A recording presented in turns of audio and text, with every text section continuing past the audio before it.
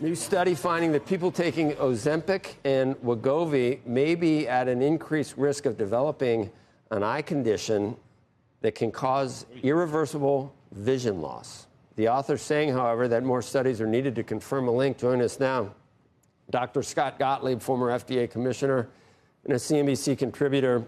What do you know about this, doctor? And I assume it's so widely used now, we would know if it was any type of significant percentage as far as a risk. But I mean, even a slight risk of something like that seems like it's something that we need to talk about or think about. I think that's right, Joe. I think if this was very prevalent, we would see it, given this population of patients now on these drugs. This was a well-done study by a group of physicians at Massachusetts Eye and Ear. They had observed anecdotal reports of this condition, non-arteritic anterior ischemic optic neuropathy, in patients who were on the drug, and then decided to go back and look at the hospital's records to see whether or not there was a correlation between patients who were taking these drugs and a higher incidence of this really devastating side effect where you get ischemia to the optic nerve and it could cause temporary or permanent blindness. And they did find an increased incidence of the condition in patients who were prescribed the drug either for diabetes or obesity. That doesn't establish a causal relationship. They're going to need to do better studies now going forward, and I think this is going to trigger further investigations. And there's also a randomized study underway by Novo looking at whether or not there's an association between diabetic retinopathy and these drugs. And so that study is probably going to be amended to look for this side effect as well, I would imagine. So there's going to be a lot of investigations going forward. I think regulators are going to get to the bottom of this. I'm sure they're looking at this study. But it's certainly intriguing, and I think it certainly merits further follow-up given the care that these physicians took in doing this retrospective study.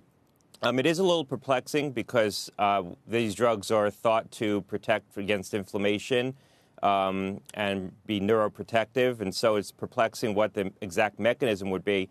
But we do know that vision disturbances are already in the labels of these drugs. When you get rapid correction in metabolic parameters, and particularly blood glucose, that can cause visual changes.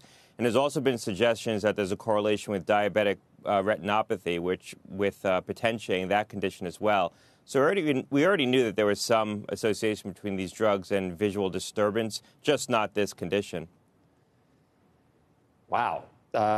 It's a lot to chew over, Dr. Yates. It's, I think, a little bit concerning that, initially it was for diabetes, right? And in the mechanism that we're using here, and there's already something diabetic retinopathy already. So you can see how there is at least the possibility that something could be going on here. Whether, you mentioned that it seems to be actually a positive for neuroinflammation. So that doesn't make sense. But when you have a drug and you're using one thing, it works really good for another thing, and then all of a sudden everybody's taking it for this other thing when you're not really sure why it's working and the mechanism isn't totally played out. We haven't had it for like 10, 15, 20 years. We don't know.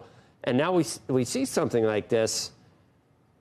I mean, would you caution people that may need to lose 10 or 15 pounds? This might not be the way to do it. Well, look, these drugs have been around for a long time, the active ingredient, as long as the iPhone. So that gives you a sense of how long these drugs have been on the market. What hasn't been as prevalent is the use of high doses of these drugs for weight loss. Yeah. Typically, when these drugs were used historically, it was for diabetes. So at these much higher doses, I think we're going to find more side effects. Now, again, I think nobody should be taking this drug unless they're properly indicated for it. I've had concerns around some of the compounding that's going on because I think that's more marginal use. When you look at the average BMI of patients who are on the prescription drugs, Novo reported data recently, it's quite high. So I think the patients who are getting the prescription drugs by and large are properly indicated for it because insurance isn't going to cover it otherwise. I think with some of the more marginal utilizations happening is on the compounded drugs. Now, not all of it, but I think more of it's happening there where patients are going online and getting prescriptions, even in instances where they might not have BMIs that probably put them squarely within the target. We've just talked about BMIs. Talking about it with Sorkin. So what kind of BMIs are you talking about? And I'm not asking for a friend. I'm asking for a friend. What kind of BMIs are something over 30? Do you need over 30 to take this, would you say? Yeah, I think that's the labeled indication. But the average BMI when Novo reported data, and this is a little bit of a while ago, so I suspect maybe it's come down as utilization's expanded. But it was in the high 30s, if I remember correctly. High 30s. I would like to see what the average BMI is of some of the telemedicine, the compounded versions. I would suspect it's lower.